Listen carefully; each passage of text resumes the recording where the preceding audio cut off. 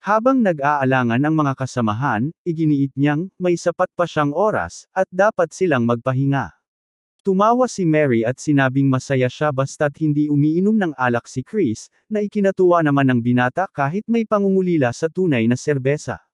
Sa dakong gabi, habang pinagmamasdan ng isang goblin at hyena lalaki si Chris, napagpasyahan nilang, walang saysay, ang pagbabantay sa kanya. Nang umalis ang dalawa, tumayo si Chris at nagtungo sa Khitan Mountains. Ipinagtapat niya kay Mary na pupunta siya sa lihim na lupain ng Count, isang lugar na puno ng makapangyarihang enerhiya ng mga halimaw. Sa kabila ng pagbabantay ng dalawang gwardiya, nagawa niyang makapasok gamit ang invisibility spell. Narating ni Chris ang isang altar na pinaglalagakan ng Black Pill Hunt.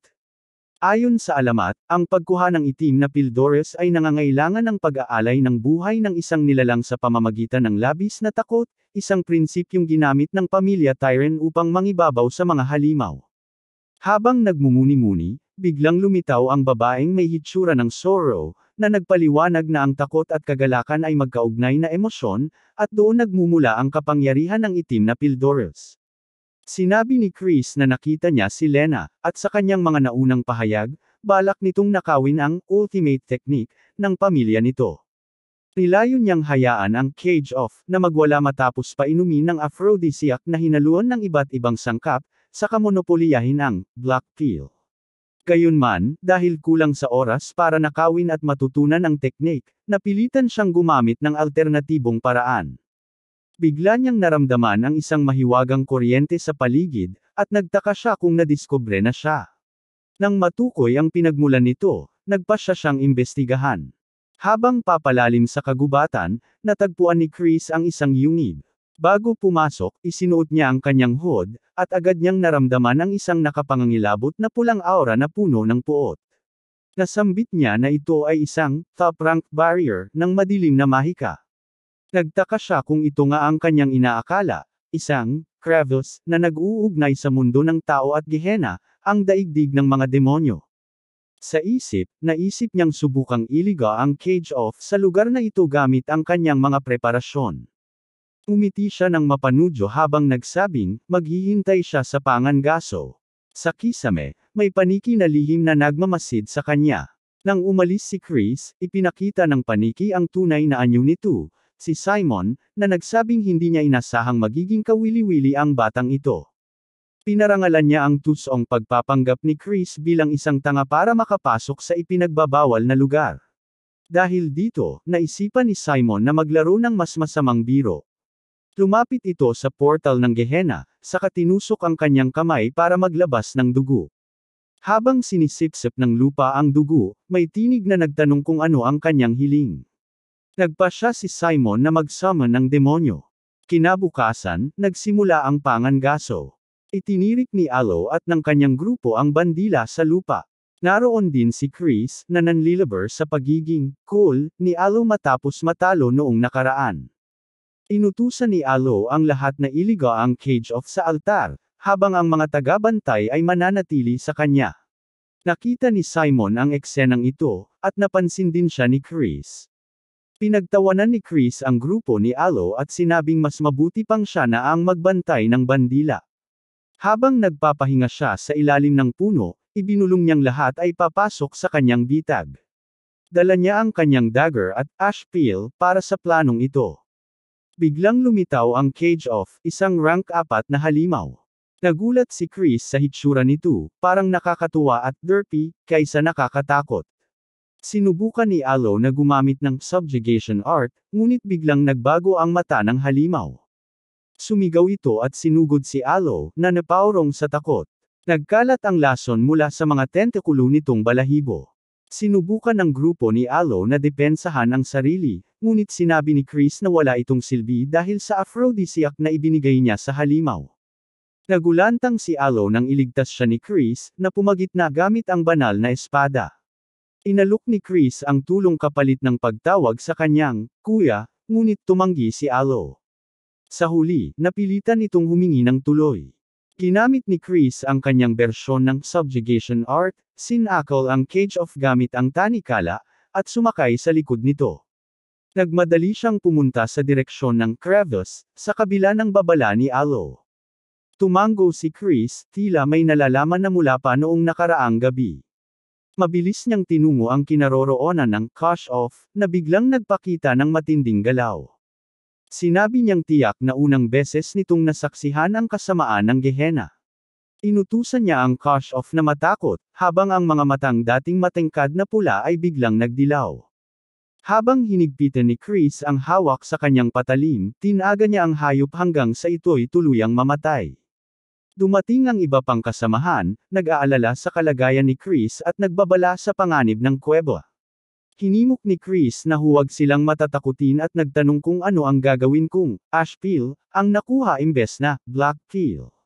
Napuno ng hinanakit si Aloy, samantalang tanong ng kanyang kasama kung ano ang plano ni Chris, lalo't hindi naman siya dapat makialam. Ngunit pinigilan ni Aloy ang pagtatalo at nagpasalamat kay Chris sa pagligtas sa kanila. Nagulat si Chris sa pag-amin nito, anupat na dama niyang mas lalong bumigat ang kanyang loob dahil sa pagpapalit niya ng black peel. Gayunpaman, ipinagpatuloy niya ang kanyang balak. Inalala ni Chris ang pangakong tatawagan siyang kuya ni Aloy, ngunit itinanggi nito at ipinagmalaki ang pagiging mas nakatatanda nito ng 2 taon. Biglang nayanig ang kuweba, at ang matinding puwersa ay nagpabagsak sa ilan. Samantalang nagtaka si Aloy, natanto ni Chris ang banta nang lumitaw ang 2 malalaking asul na mata sa harapan. Kinilabutan ang lahat nang magpakita ang demonyo mula sa Gehenna. Sa gitna ng takot, sinabihan ni Aloy si Chris na tumakas, ngunit napansin ni Chris si Simon sa kisame. Mabilis na ipinukol niya ang kanyang patalim, at nalaman niyang pamilyar lamang ito ni Simon na ginamit para especially iya. Nagulat si Simon nang mawala ang kanyang koneksyon sa pamilyar. Nagmadali siyang pumunta sa kuweba gamit ang blood magic, ngunit aabutin siya ng 5 minuto, isang panahong maaaring maging huli na para sa lahat. Samantala, hinamon ni Chris ang demonyo. Tinangka nitong alukan si Chris ng kapangyarihan kapalit ng mga sakripisyo, ngunit mariin itong tinanggihan ni Chris. Gamit ang banal na espada, sinubukan niyang labanan ang demonyo, ngunit napuruhan siya at nabagsak sa pader. Nang dakpin siya ng demonyo, ipinakita ni Chris ang kanyang lihim na lakas, ang pangalawang energy core na nagbigay daan sa pagtubo ng espada gamit ang aura. Natakot ang demonyo sa abilidad niyang kontrolin ang liwanag. Habang naghanda ito ng pulang orb para sa huling atake, nagpakawala si Chris ng nakasisilaw na liwanag, anupat nagpasimula ng labanang magpapasya sa kanilang kapalaran. Si Chris ay naghanda, bahagyang ibinuka ang kanyang tindig, at sumigaw habang ibinaba ang kanyang espada gamit ang Dead Sea Cleaving Light. Isang dambuhalang dilaw na alon ang lumipad patungo sa demonyo. Sinabi ng demonyo, hindi ito maaaring mangyari. Habang tinanggap nito ang matinding hampas. Napasigaw ito sa sakit at, sa hinuha, ay tuluyang napatay dahil bumagsak ito sa sahig. Samantala, kitang-kita sa mga mata ni Chris ang matinding pagkapagod. Napabulong siya sa sarili, na tila naubos niya ang kanyang lakas. Habang unti-unting lumalabo ang kanyang paningin, bumagsak siya sa lupa. Biglang lumitaw ang kanyang mga alaala mula sa nakaraan. Si Evan ay nagtanong kung nagawa ba niyang kopyahin ang kanyang kakayahan. Sinagot siya ni Chris na tila ganito nga. Napangiti si Evan at sinabing, talagang kahanga-hanga ka. Ipinaliwanag niya na ang Dead Sea Cleaving Light ay kumakatawan sa nag-iisang kidlat ng liwanag na naghahati sa dagat na patay. Ngunit sa kabila ng paggamit niya ng teknikong ito, nabigo siyang maging tunay na ilaw ng Mir Clan. Gayunpaman, naniniwala siyang si Chris ang magiging ilaw na magliligtas sa mundo. Sa eksenang ito, isang bughaw na daliri ang dumampi sa isang maliit na loang tubig. Muling ipinakita si Chris na nasa bingit ng kamatayan. Sa sandaling iyon, isang babae ang lumitaw at sinabing kawili-wili ito. Ipinakilala niya ang sarili bilang si Methana, ang unang upuan ng Gehenna 7th Realm. Samantala, dumating na rin ang mga tauhan na may dalang mga gamot at healing potions. Nang marinig ito, pumikit si Chris. Sinabi ni Methana na inaasahan niyang makita ang kanyang mga susunod na hakbang sa hinaharap. Lumipas ang oras, at lumipat ang eksena sa manor ni Count Timon. Nagising si Chris na may sakit ang ulo at hindi makapaniwala na 2 araw na siyang nakahiga roon. Sa tingin niya, isang malaking aksaya ng oras iyon, ngunit tila maayos naman ang kanyang katawan. Hinanap niya ang itim na tableta at nakita ito sa kanyang tabi. Masaya niyang sinabi, napakagandang balita nito. Ngunit naalala rin niya si Methana, na isang hindi kanais-nais na atensyon. Ayon sa kanya, may mga fins na madaling napapansin at nakakatanggap ng basbas ng isang demonyo, na nagpapalakas sa kanila ng mabilis. Gayunpaman, hindi niya ito pinapansin dahil ito'y isang bagay na tinatanggap ng masasamang nilalang. Isa pa, ang isang Seventh World Demon ay hindi naman ganoon kataas ang antas. Biglang pumasok sa silid ang isang dambuhalang lalaking may anyong leon at tinanong kung kamusta na ang kanyang katawan. Ipinakilala siya bilang ang patriarch ng House Chan, si Count Timon. Binasbasan siya ni Chris at tinangka niyang bumangon upang magbigay galang, ngunit pinigilan siya ng Count at sinabing dapat siyang magpahinga. Nagtaka si Chris kung ano ang nangyayari. Ipinaliwanag ng Count na nagpadala sila ng pangkat upang siyasatin ang kuweba kahapon. Napag-alaman nilang may nagtangkang pakialaman ang Magic Circle na nagsiselyo sa pasukan ng Gehenna. Sa kabutihang palad, tila na reverse summon ang demonyo sa huli. Gayunpaman, kahit isang saglit lamang itong lumitaw, sapat na yun upang malagay sa panganib ang lahat. Napaisip si Chris kung talagang naniniwala silang na reverse summon ang demonyo. Para sa kanya, walang loika ito, dahil magiging mahirap isipin na siya mismo ang pumatay dito. Ngunit hindi niya kailangang magbigay ng paliwanag, kaya para sa kanya, isang dagdag ito. Humingi ng tawad ang Count na sinabing nagkamali siya sa maling paghusga kay Chris batay lamang sa tsismis na siya ay isang walang kwenta. Yumuko ito at nagpasalamat sa kanya, itinuring siyang isang tagapagligtas ng House Chan. Sinabi ni Chris na wala iyon at bilang isang miyembro ng Dark Magic Clan, ginawa lang niya ang nararapat. Bagaman may kunting kirot sa kanyang konsensya, pinili niyang bahagyang lituhin ang sitwasyon. Napansin niyang tila tumugma ito sa pananaw ng Count. Sinabi ng Count, tama ka. Kung may maitutulong ako, sabihin mo lang. Hanggat hindi ito imposible, sisiguraduhin kong mangyayari ito. Saglit na nag-isip si Chris at sinabi, kung ganoon, nais kong mawala na ang matagal ng alitan sa pagitan ng House Chan at House Kaiser. Sa halip na maging magkaaway, mas makabubuti kung magkaroon ng isang kompetitibong relasyon na may tamang direksyon sa pag-unlad. Sa ganitong paraan, mas maitataguyod ang kanilang dugong pagkakamag-anak. Sinubukan ng Count na magbigay ng tugon, ngunit agad siyang pinutol ni Chris. Alam ko na batid mo rin na ang dahilan ng kanilang alitan ay ang mga lihim na galaw ng pangunahing angkan. Ayaw ng main clan na magkaisa ang mga branch families dahil maaari silang makaramdam ng banta. Isa itong paraan upang panatilihin silang parang mga asong tagapagbantay lamang. Tinanong ng Count kung may balak ba siyang maghimagsik laban sa main clan. Sumagot si Chris, wala akong ganoong hangarin. Namangha ang Count sa lalim ng pag-iisip ni Chris at pinuri siya. Tinanong ni Chris kung tatanggapin niya ang kanyang hiling. Napabuntong hininga ang Count at sinabing matagal na mula nang huli niyang kausapin si Count Kaiser. Ngunit bago niya matapos ang pangungusap, tinawag niya ito sa kanyang pangalan, na nagpapahiwatig ng pagbabagong pananaw. Napangiti si Chris at sinabing, tama iyon. Sa ganitong paraan, unti-unting mapagtitibay ang kanilang puwersa, na magbibigay ng mas matibay na depensa sa darating na Age of Destruction. Tinapik ng Count si Alo sa likod at tinanong kung ano ang hinihintay niya. Nahihiyang lumapit si Alo at inabot ang isang abo na tableta kay Chris. Ipinahayag niya na nakita niya ito sa kuweba at dahil hindi gumigising si Chris, sinigurado niyang mapangalagaan ito. Sa pabirong tono, sinabi ni Chris, kung talagang nagpapasalamat ka, maaari mo rin akong bigyan ng iba pang bagay. Napailing si Alo at nagsimulang tumahol, habang tumawa naman ang Count. Bilang kapalit, binigyan siya nito ng isang summoning stone na may kakayahang mag-imbak ng isang rank 4 na demon beast. Labis ang tuwa ni Chris dahil isa itong napakabihirang bagay.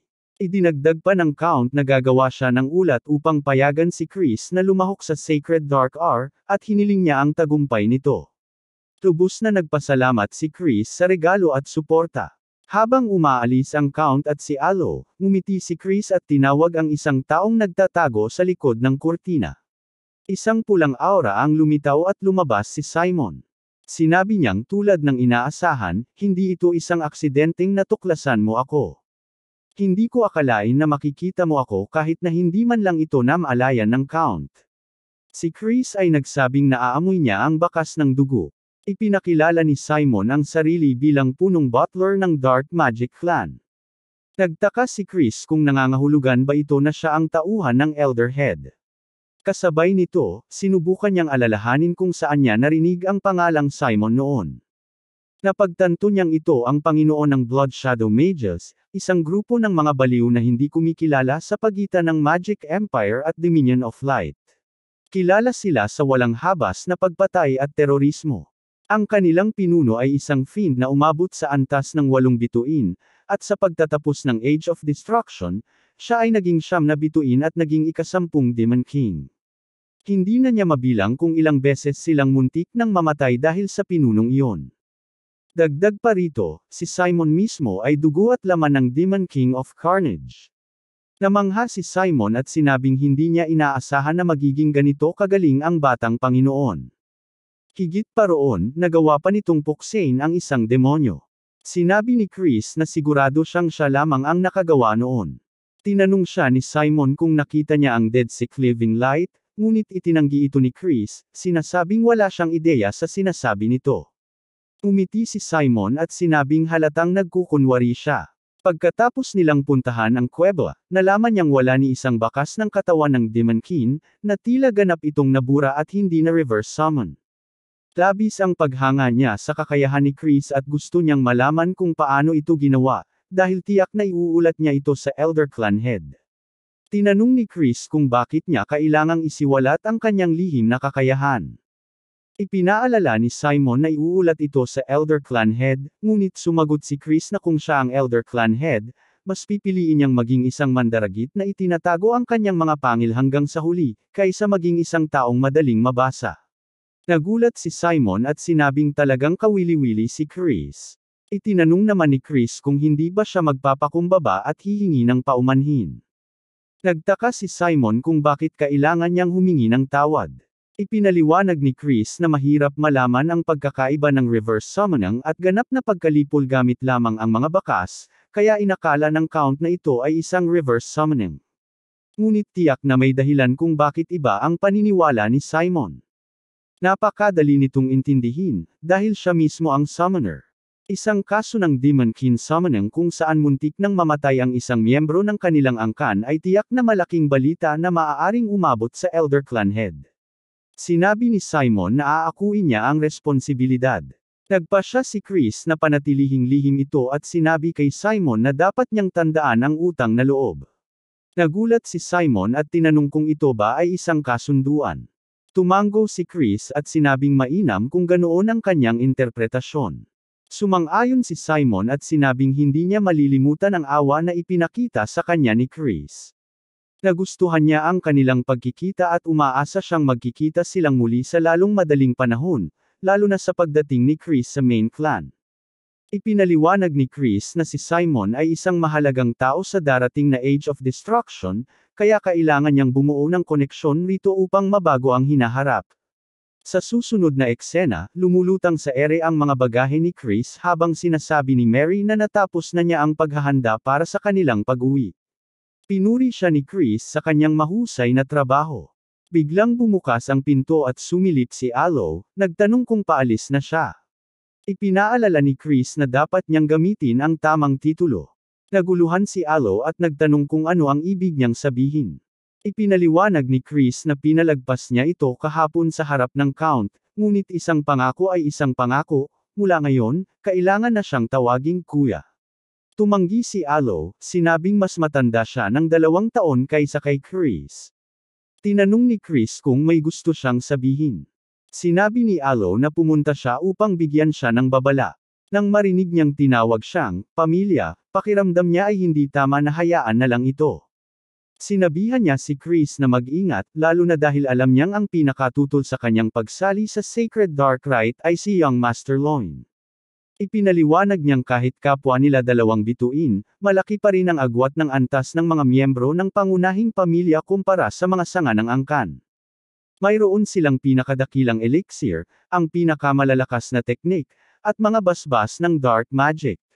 Sa madaling sabi, ang kanilang panimulang punto ay mas mataas kaysa sa mga nasa branch families, kaya tiyak na magiging madali siyang target. Umiti si Chris at sinabing may babala rin siya para kay Alo. Tinawag niya itong bunso, at sinabihan na huwag nang lumahok sa nalalapit na sacred dark rite. Ginagawa niya ito para sa ikabubuti ni Alo. Nainis si Alo at sinabi lang niya ito dahil nag-aalala siya, ngunit hindi siya papayag na si Chris lang ang makinabang sa dalisay na madilim na enerhiya. Sumagot si Chris na dapat niyang tandaan ito, sino man ang humarap sa kanya sa sacred dark rite, tiyak na pagsisisihan nila ito. Nag-init ang ulo ni Alo, ngunit nagpatuloy si Chris at sinabihan si Mary na oras na para umalis. Bago lumisan, sinabi niya kay Alo na pag-isipan itong mabuti at huwag pagsisihan ang desisyon niya sa huli. Bumalik siya sa bahay ng Count Kazar. Samantala, makikita si Thurn na hinahanap ang kanyang kapatid, ngunit sinabihan siyang agad itong pumunta sa training cave pagkarating. Sinabi ng butler na nais nitong mag-ensayo mag-isa hanggang sa Sacred Dark Rite. Sa huli, natunto ni Thurn ang kanyang kapatid at tinawag siya sa kanyang buong titulo, ang kagalang-galang na Haring Emperador. Pagkatapos, ipinaalala niya ang pangako ni Chris na makikipagdulo sa kanya pagbalik nito. Nagulat si Chris sa bilis ng kanyang pag-unlad sa loob lamang ng maikling panahon. Ngayon, isa na siyang middle 2-star at mabilis talaga siyang lumalakas. Sinabi niyang abala siya at kailangan niyang magsanay. Naalala rin niya na sasali siya sa nalalapit na Sacred Dark Rite at hindi siya handa. Sinabihan niya si Thi na maghintay muna at maaari silang magduelo pagkatapos ng kanyang pagsasanay. Hinimok din niya ito na mag-ensayo. Hiniling ni Thi na mangako siya na hindi na ito ipagpapaliban at hindi na ito magiging katulad ng huling pagkakataon kaya dapat siyang mag-ingat. Pumayag si Chris at lumakad palayo. Habang umaalis, sinabi niyang matigas ang ulo ni Thi. Isang babae ang lumapit at nagtanong kung nangako ba siya, at sumagot si Chris na malaki ang pagkakahawig nito sa kanya. Sa lugar ng pagsasanay, nakaupo si Chris sa kanyang kama habang nakatingin sa itim na pil. Iniisip niya ang tungkol dito at sinabi niyang may kalahating buwan pa bago ang ritual. Kinain niya ang pil at agad na napangiwi, sinasabing lasang basura ito. Humiga siya at sinubukang buong puso niyang saluhin ang epekto nito habang dumadaloy ito sa kanyang mga landas ng enerhiya. Habang sumisipsip siya ng lakas mula sa pil, napansin niyang mas magulo ito kaysa sa inaasahan. Naramdaman niya ang isang kakaibang enerhiya at nagtanong kung ano ito, tila may light force na nakapaloob sa pil. Inisip niya kung ang matinding damdamin ng halimaw bago ito namatay ay naging bahagi ng pil.